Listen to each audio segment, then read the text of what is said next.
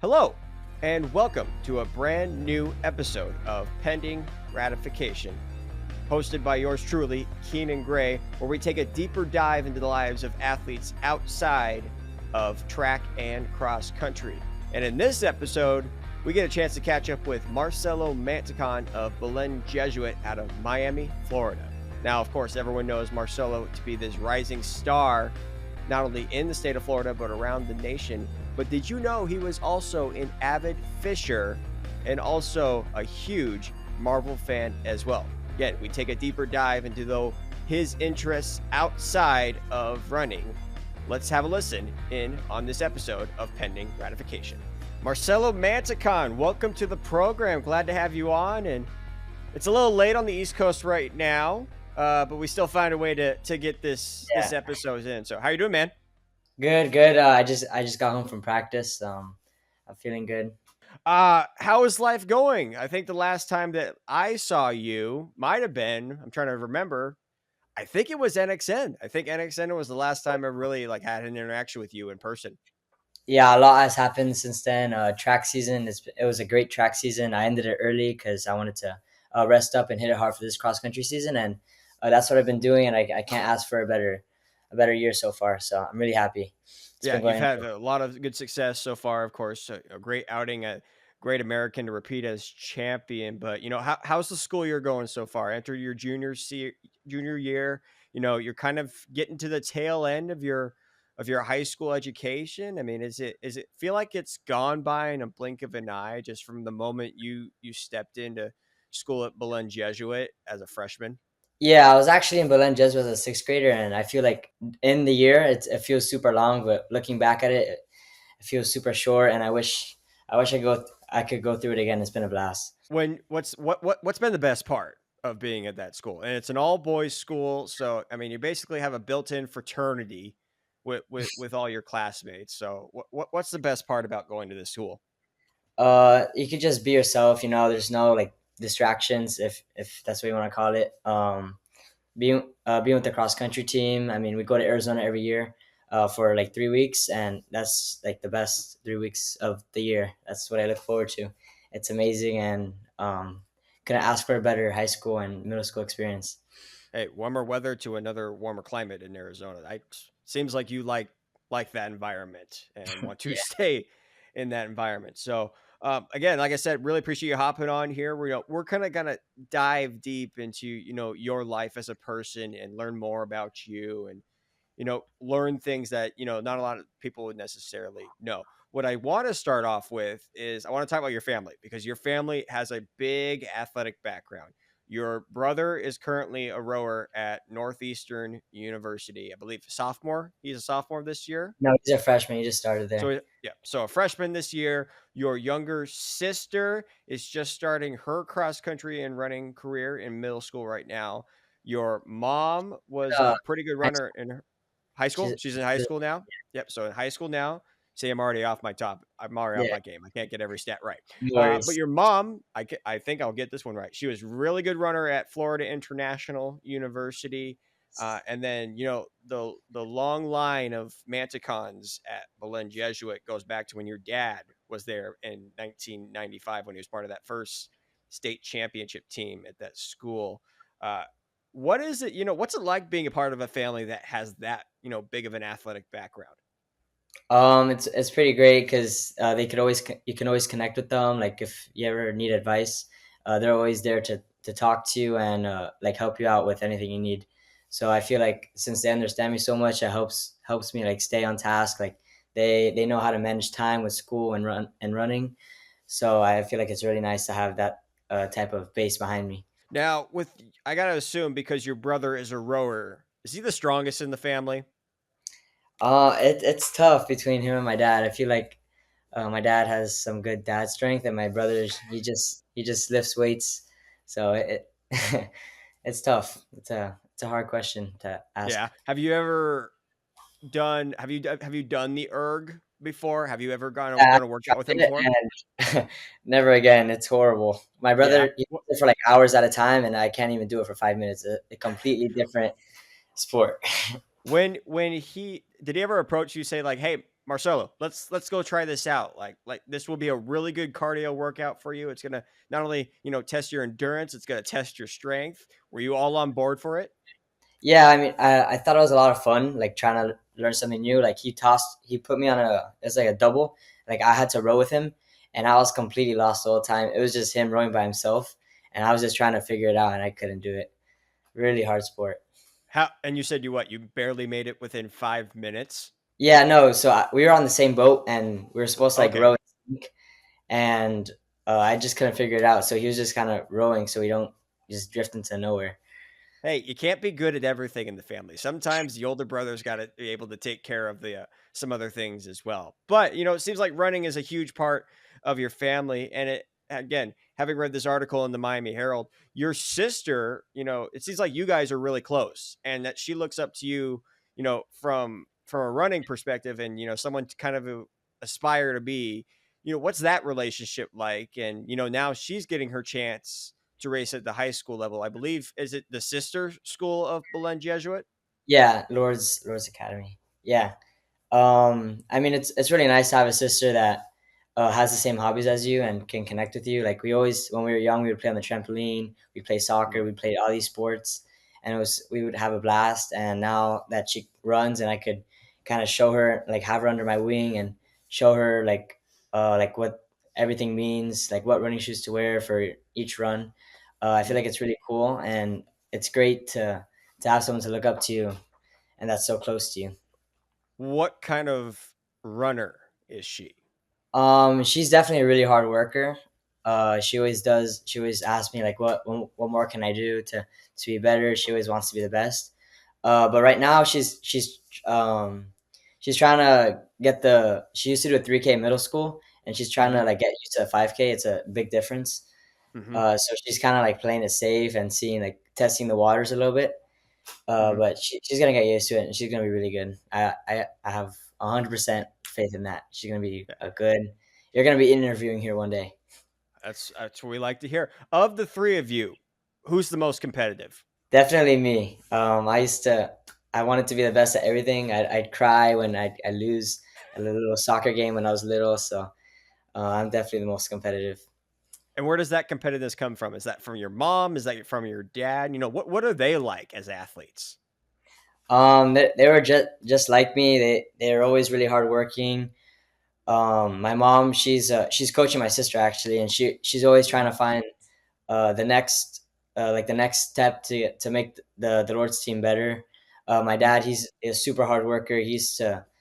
Um, he would always work when he was in college. He'd give up all of his free time to do his own personal interests um, to have what we have now. One of the things that I value, and of course, when I was in high school, education was important to me. And what I've seen is you're a 3.9 GPA student. You are taking difficult classes, whether they are honors or advanced.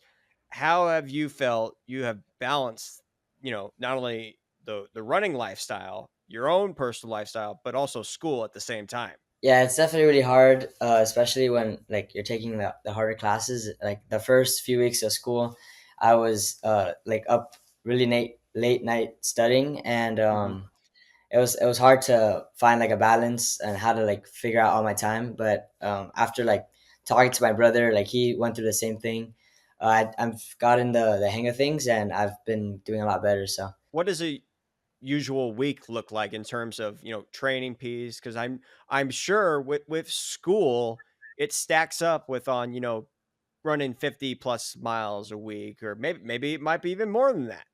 oh yeah, so for example, tomorrow morning we have a Royal, which is run on your own, and Hmm. I have to wake up at like 5 a.m. for that, and then I have school from 8 to 2:45, and from 2:45 to like 4:30, which is when our practice is. I have to do a lot of my homework, and then I from 4:30 to around like 7 or 6:30. We have practice, and I get home at like 8, and then I eat dinner at like 8:30. Hmm. So and then I have to do homework from there until like 10. So it's a busy day every day, but it's gonna be worth it in the end. So it seems like you got a routine down. I mean, this is something you've been probably working on since starting high school in the ninth or even middle school in the eighth grade, you've gotten a routine down where it's just like, you know what, this is just everyday life for me. It was hard to get used to at first for sure. I felt like I was sleep deprived, but my body like learned how to handle things. Hey, you chose the lifestyle, and I think it's you've done a pretty good job so far with the running piece of it, and on top of the fact that you're a 3.9 student says a lot too. Let's talk about things off the track. And one of the things, as I was reading this article, the first couple paragraphs, I got a laugh out of this. When you were 3 years old, you dressed up as Captain America to go see Captain America: The First Avenger, which 2011. That seems like forever ago when that was like one of the very first Marvel movies to come out. I think Iron Man in 2008, The Incredible Hulk, I think the following year, and then I think Captain America was like that next one in the Marvel Cinematic Universe. I got to assume you love superheroes. Yeah, I mean, I like to look at a lot of them. I look up to a lot of them. Like when I was a little kid, I wanted to be them. Like they were like super, like hardworking, and I loved their view on the world. I guess you could say Yeah. that. Do you even remember going to see Captain America when you were 3? I actually do because like that was like the one movie I dressed up as Captain America for, and I loved that movie. I was like the only little kid in there, and everyone was wondering why I was in there because it was a PG-13 movie, and I was like 3 years old, 4 years old. I mean, it's got some scary scenes to it and maybe some vulgar language, but outside of that, I don't really see it as a PG-13 movie. So I don't fault your parents for taking you to go see Captain America. But okay, on top of the MCU, because I also love the MCU. What is your favorite Marvel movie? My favorite Marvel movie is probably one of the Iron Mans. I feel like the Iron Man Mhm. series is super. I like how he went from nothing to something, like from making his suit in the cave. I thought that was pretty Mhm. cool. I was really bummed out when he died in Endgame, but it was a good run. It was, and unfortunately, he's now going to be playing Doctor Doom in the next Marvel or Avengers movie that's coming out this next year. So that'll be it. What are your thoughts on that? I'm curious. I actually didn't know that. That's pretty interesting. I Yeah, don't so really. yeah, Robert Downey Jr. is playing Doctor Doom in the next Avengers movie. So process that, I guess, on the fly. How do That's you pretty. feel about that? I don't know. Maybe I don't know how that would work, to be honest, because he already he already died, Like, and I don't think a lot of people understand how the timeline works now with all the dimensions and all the multiverses. Man, there's a yeah, lot into that, but that's of course that's a different topic. We can have a different conversation about that. But so love superheroes. It seems like you know, I don't know. In some way, do you kind of like with the Iron Man and how he built himself up? In some ways, do you feel like you've kind of built yourself up from the ground up to where you're at now? yeah. It all started in first grade when my parents kind of threw me into running. Hmm. Um, I mean, I was just giving it a shot. I'd cry before every practice because I didn't want to run. Like it was like a boring sport. Like what is running? Just run in circles all day. But after a year or two, I fell in love with the sport and I started. I wanted to be the best at it, so I just kept working. It seems like you cry a lot, man. Like, what is it? Just you just an emotional person? Like, is that is Yeah, that something you've always been? yeah, I guess so. When I was in pre-K 3, I would cry before every day of school because I didn't want to leave my mom. Hey, you changed the emotion now, and now you're doing celebrations like this towards the end of the finish lines, and winning big races now. I do want to ask you about that as I just did this celebration. So if anybody knows what that is, they call it the Cam Ward celebration because Cam Ward did it a lot when he was at the University of Miami this last year during his one season for the Hurricanes. But what is it about Cam Ward that you look up to him as an athlete, and of course, not saying you're taking his signature celebration, but you're using it in some of these races. Yeah, I mean he's definitely someone I look up to. Um, I've seen his interviews and he's super hardworking. I mean, he like Iron Man, he came from nothing, and I feel like that's something I really aspire to. that hard work pays off. So that's something I think about in the races, that I've worked like so hard to get to this moment. I can't give up now. I got to keep going.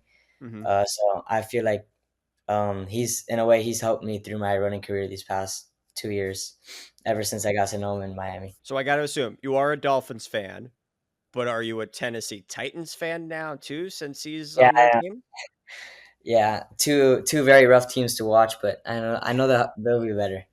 The Well, it Titans can't just be that rough to coach. watch the University of Miami this year. The Hurricanes are doing pretty good this year. Yeah, Number they two in the latest polls. You pretty impressed what Coach Cristobal has been able to do with that program the last couple of years? yeah, their defense is very good this year. I'm really happy with it. I've gone to a few games. They're a blast. Yeah, and you love watching sports. You love playing sports. If you were not doing you competing in running, and I know you talked a little bit about soccer, which we can get in a little bit. But I mean, is football something that you maybe thought about playing growing up? Yeah, if I wasn't so skinny, I'd definitely be playing football. I feel like it's a team sport, Hmm. and it's just a lot of fun. I feel. Yeah. What's the first ever football game you went to that you can recall? That I recall, uh probably a Miami Dolphins like game back in the day, but I don't remember it. Hmm. One of my favorites is the Miami game, one of the Miami games last year, Hmm.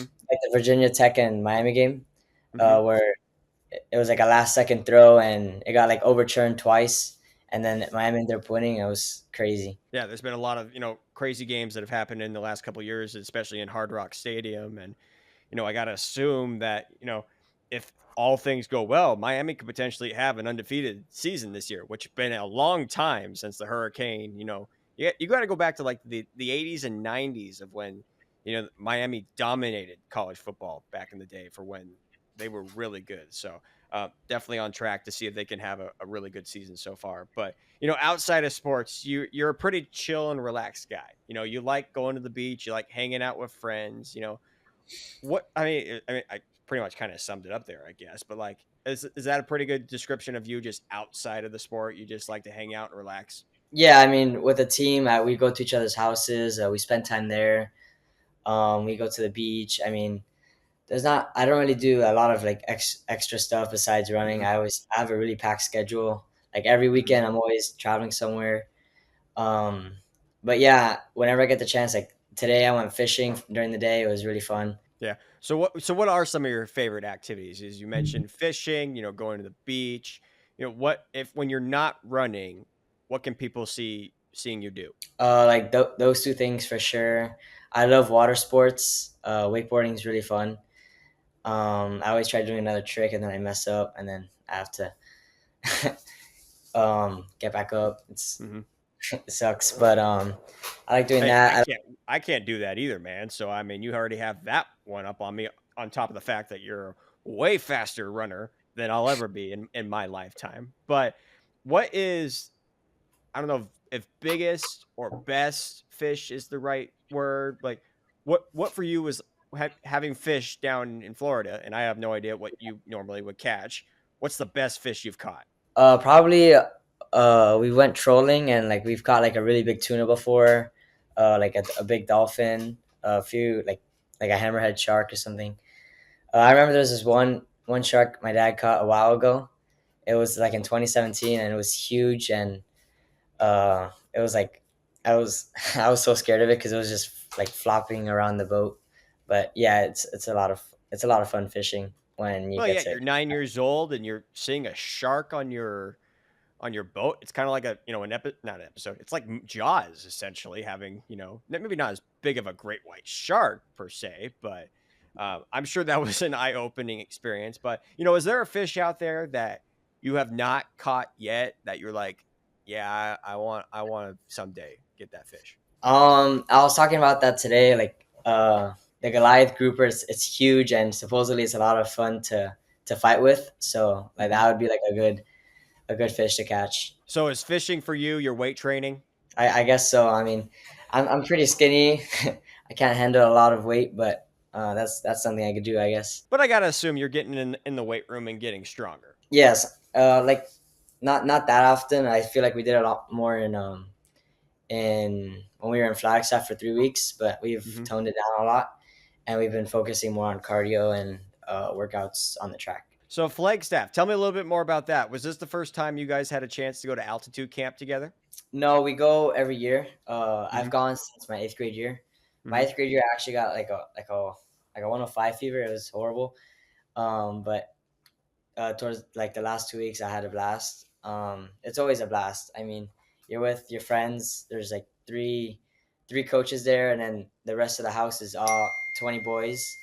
Hmm. It's a lot of fun. So, when you go to altitude camp, obviously, the training piece is a big thing, but also it's the camaraderie of, getting together, learning who your teammates are, bonding together, because every year it's a different team that you've been a part of. I mean, this is the fourth year now you've been a part of this program, and this is a completely different team. This is not the same exact team. So for each year that you've gone up to altitude camp, when you have left, what's kind of the biggest takeaway that you've had as far as bonding and creating a new culture for this program? Yeah, I mean, making like learning about all your teammates is super good, and creating that form of trust where you can trust them in the race, and you don't have to like look back and see, oh, where's Nicholas Veloso? Like I know he's doing what he's supposed to be doing because I've seen him train, I've seen him work super hard in Arizona for three Mhm. weeks. Do you remember that first altitude camp you went in eighth grade and what you were like? Yeah, I didn't have high expectations at all. I mean, I was a little eighth grader. Hmm. I wasn't like projected to be anything great. Hmm. But running, like I learned that like running for the team like has helped me a lot. Always wanted to beat that next guy, um, and that's helped me get to where I am now. Well, in terms of, just outside of running and just going to that camp, I can only imagine, and I know you said you've been in at Belen Jesuit since you were in the sixth grade, but being a part of a new program as an eighth grader, you're so naive, you don't know what to expect. How did you kind of approach it from that sense? And, you know, you don't know anybody probably that well. You don't know a ton. Like I'm sure you were super nervous. Yeah, I was super nervous. I wanted the team to like me. I was really quiet in the beginning. I didn't do a lot of talking. I kind of spectated and just saw what the team was like, and we even though I wasn't like really talking as much, I was Mhm. having a blast just like watching the team do their thing. Was there one act like what's the one activity that you guys always do, or is it completely different every single year? No, we always do cliff jumping. Cliff jumping is super fun. We go a little bit higher every year, and I do a few more tricks every year. It's so much fun. How high did we go up this year? This year I think we did 70 feet. I'm pretty sure. Compare 70 feet junior year. What was it eighth grade year? Eighth grade year, that was probably like 20 feet. It was something super small. So you've taken a big leap, both literally and figuratively, to a new height that I personally wouldn't do. I know a lot of people probably wouldn't do it, but that just tells me a lot about, you're a very ambitious person, which sounds like you have kind of developed that within the last couple of years because you said you were quiet. And now I like to think, you are that ambitious guy and want to take risks and, be the best version possible. I mean, have you seen that from yourself the last 4 years, just that growth? Yeah, I definitely have. I mean, when I was small, I would always second guess myself, and now, I say something, and like I have to make sure it happens. I'm always like sure of it. Like if I say to myself, oh, maybe I do that jump, and now I know, oh, I got to do that jump because I thought about it. Yep, yep, and you kind of You process can't- things over with, and kind of like if you think about it, it's like you don't want to regret anything. I mean, it's as cliche as it sounds. YOLO. You only live once in your life. You only want to have those opportunities, and you take full advantage of it. And with running, of course, and as I said, this is mainly to get to know you outside of the sport. There's always that one career defining moment, but it sounds like you have a couple of them. But for me, what stands out the most was NXR Southeast. And to give people a little perspective on why that race, uh, prior to the actual race day, you ended up with a 104-degree fever and ended up in the hospital. Um, Basically, your dad told Coach Ruiz, "My kid's not going to run. Like he's not going to be able to do this at all." And as they're having that conversation in the background, or as they're having the conversation, you in the background can kind of hear it, and you're like, "Dad, I'm going to run. It's going to happen. I don't know how well I'm going to run, but I'm going to run." And you basically, not only do you finish fifth in that race, I mean, you basically collapsed at the end of that race and almost completely redlined essentially, and you qualified for your first. I believe that was your first national championships, if I'm Oh yeah. mistaken. Um, yes. Wait, was it? No, I think we went my 8th grade year as well. So Okay, that so was eighth grade that's my year, second championship. freshman year as well, Oh yeah. Well, this freshman, was sophomore. this was when I was a freshman, I'm pretty sure. All right. 2023. But arguably, though, sophomore year was the hardest year for you in terms of qualifying not only as an individual and making it as a team, but I mean, you sacrificed your body for that, Marcelo. I mean, what made you decide? I don't care how I'm feeling the night before. I'm going to be out on that start line. I mean, it all comes down to the team and just not caring just about yourself. You have to think about the people around you. Like a lot of people are depending on you, and uh, it's your time to show up. Like uh, God is gonna put a lot of things, a lot of obstacles in your way, but it's all tests to see how bad you really want it, Mhm. and you just gotta face all that and do the best you can. But again, this is your health we're talking about here. Sometimes it's okay to put yourself first, and in the case of having a 104-degree fever, I mean, I know a lot of people would not go for it because you're so fatigued and your body just doesn't feel like it's there for that race. But maybe there was something in your head that clicked that night that's just like, nope, like I got to this point, 104-degree fever, that's not going to stop me. Yeah, I was actually the day before I was watching the NCAA cross country championships, and this Hmm. guy from New Mexico, I think he finished with one shoe, and it kind of like showed me like a lot of stuff can happen, but you just gotta Hmm. deal with it and just push through. And so from then on, races are tough, getting faster is tough. I can't imagine there's another moment in your, whether it's your running career or just life in general, that has been tougher than that moment there. I feel like a really tough moment I've had in my life, or like just like that I fully tested my body was in Nike Indoor Nationals in the 5K. Hmm. I wasn't feeling too good for that race either, and I wanted to do the best I can. It was my first indoor track meet. Hmm. I had no experience before. I was just kind of going in blind, and I raced the race, and I ended up winning, and I was super excited. Hmm. It was a tough race from the gun. I mean, I was definitely hurting with like Hmm. a mile left, but I stayed behind like row sheets, and I just told myself I can't fall off, and Yeah. that's what But if I you did. think about it though, in terms of, you know, if you didn't go race at NXR 2023 Southeast, would NIN been the same exact result? Because to me, toughing it out really shows the resilience and who you are as not only as a competitor, but as a person who does not back down from a fight. Yeah, I feel like ever since NXR, like it's made me what do you call it? Like it's made me like fight a lot more. Hmm. Because like that was like the worst thing like I've ever experienced. It was a horrible race, but yeah, ever since then, like I created a habit to always give it the best I can, and yeah, I mean it's gone pretty well for me since then.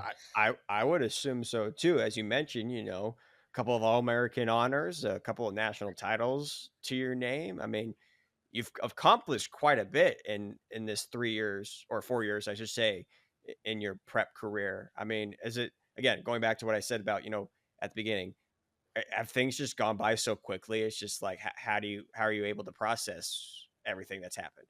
Oh yeah, it definitely goes by a blur, but you have to enjoy every moment of it, the good and the bad. Hmm. Um, like a lot can happen. I got injured 2 years ago. I had to be out for 5 weeks, Hmm. and I had to cross train, and uh, it was by myself, but I still had a blast doing it. I know it was for a good cause to help the team in track states, and it was a lot of fun. Just me and my own mind. As we kind of continue on in this junior season, we begin the process now of the recruiting piece. And you have started talking to some schools, Duke, North Carolina, Florida. It sounds like Miami now has shown some interest in you as well. For you, how is this process going and, being sought out by these programs because of the accomplishments that you've had so far? But also, I mean, the schools that you've been applying to, I'm assuming you've been talking to, they're academically driven schools too. I mean, Duke is no slouch to get in by any means. Yeah, I definitely want to. I want to pursue my athletic career, but also my academic career as well. I want to Hmm. have like, I guess, that plan B for um like if I ever stop running, like I want to have a good like safety cushion, if Hmm. that's what you want to call it, to pursue like a career of my dreams Hmm. And besides running. what would Because you want to pursue? Like, what's something that has come to mind? It's like, I want to study that. something in the business world probably. That's what my dad does, and I'm taking a few classes in Belen that kind of that lead up to that, and I've really liked it a lot, and Hmm. that's something I definitely want to do in the future. Marcelo Mantecon, the business owner. What's the business? Um, I mean, on North Carolina, I went to go karts, and it was a lot of fun. So maybe something like that, so I could get free go karts, Something along of like an amusement park type of thing, or just like something like that. having a Maybe. go-kart track or something along those lines? Sounds very, very interesting there, Marcelo. I think that's something you have to think on a little bit down the road. But it is really cool though that you are focusing on the education piece and knowing that, running's not gonna be the be end all thing when it's all said and done, because that's just life. Like, you're not going to be able to run for the rest of your life. You're going to have a job that sustains the living as well. So that's great that you have that in the back of your head, that you're thinking about that. In terms of long term goals, whether it's on the track, it's on the cross country course, it's in school, it's in life, what do you want to see yourself in 10 years from now? And whether it's, like I said, on the track, off the track, or just in life in general. I definitely want to see myself on the track. I want to be a professional runner for sure. I mean, I want to take my body. I want to see the limits. It's good. Like these are like the best years.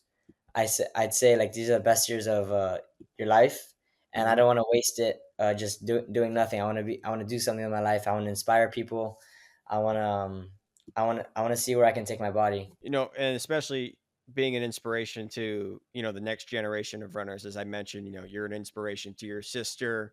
I'm sure you're an inspiration to your teammates that are just entering this program.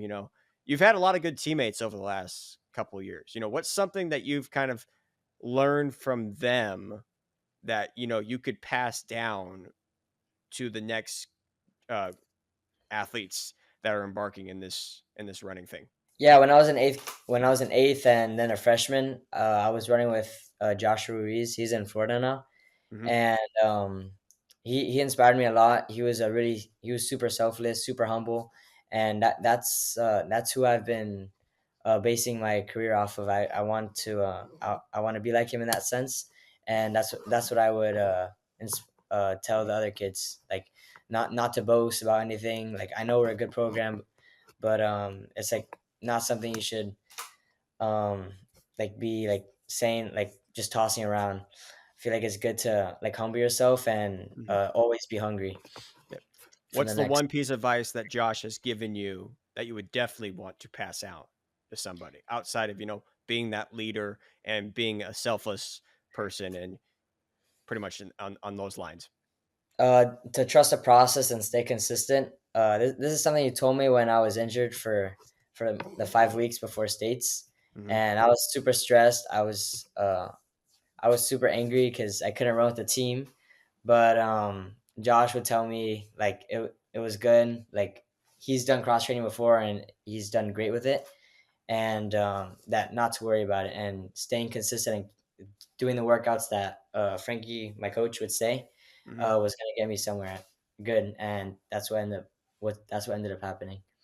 Well, again, going back to the brotherhood piece, you've probably had a lot of guys to look up to over the last couple of years, and again, not just Josh. I mean, I'm thinking Tiago as Yeah, yeah. well. Like there's a handful of guys in that Belen program that have made a lasting impact, and you're just one of the next to make that impact. So as we kind of conclude things here, one of the fun things that as we're gonna do this series of episodes outside of running, because this is called pending ratification and that ties into kind of world records, what would Marcelo Mantecon want to have a world record in that's not anything running related?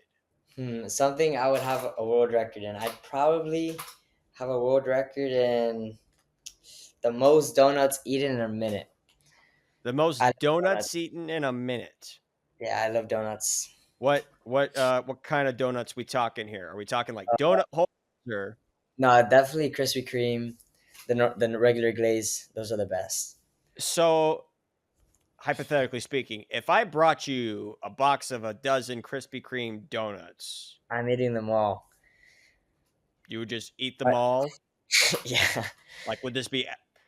Should we test this theory after a run or before a run? actually, when I was in sixth grade, when I ran a 4:51 in sixth grade for the mile, and I Mhm. had 6 donuts that morning for breakfast. So I How was like, many oh, hours in between though did you do that?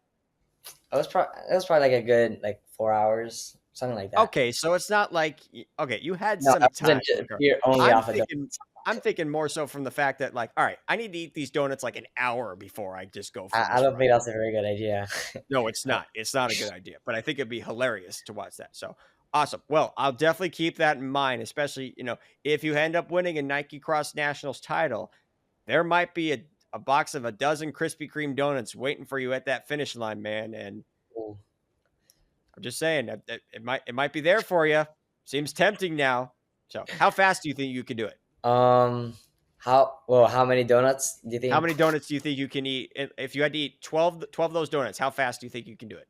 In I'd probably do it definitely in under an hour. I could do it in like 30 minutes or maybe 20 minutes if I really put my mind to it. You got to train yourself for it, just like you train in running. So, I'd be very Marcelo, I'm gonna. good if I did that. I think we can leave it at that. So, Marcelo, where can people find you on social media, and what's the next things going on in your life as far as racing life? Where can we see you at next? Well, I have pre-states in 2 weeks. Hmm. That's in FSU. I'm really looking forward to that. It's another chance for me and my team to show the nation, show the world who we are, and Hmm. we're really excited for it. And so, yeah, I'm looking forward to that. We're keeping it one day at a time, fixing the training program, tweaking it a little bit so that we can maximize our performance there. And then people can find you on social media at Marcelo. It's like Marcelo.Mantecon or something. But if you Mhm. search up Marcelo Mantecon, it'll probably show up. It's on I would Instagram. I would assume so. If people don't know who you are, I would assume people do. It'd be easy to find you on social media as well. So Marcelo, really appreciate your time, man. Best of luck the rest of this cross country season. We look forward to seeing what you do as the year progresses. So congratulations on all the success so far. Best of luck the rest of the year. Thank you. My thanks to Marcelo Mantecon for joining us on this latest episode of Pending Ratification. You can find episodes like Marcelo's and more on runnerspace.com and Athletic TV or wherever you stream your podcasts, whether it's on Spotify, Apple Podcasts, and YouTube. Of course, I am your host, Keenan Gray. This episode was also produced by Dakota Sorvillo. We hope to have you tune in again for another edition of Pending Ratification.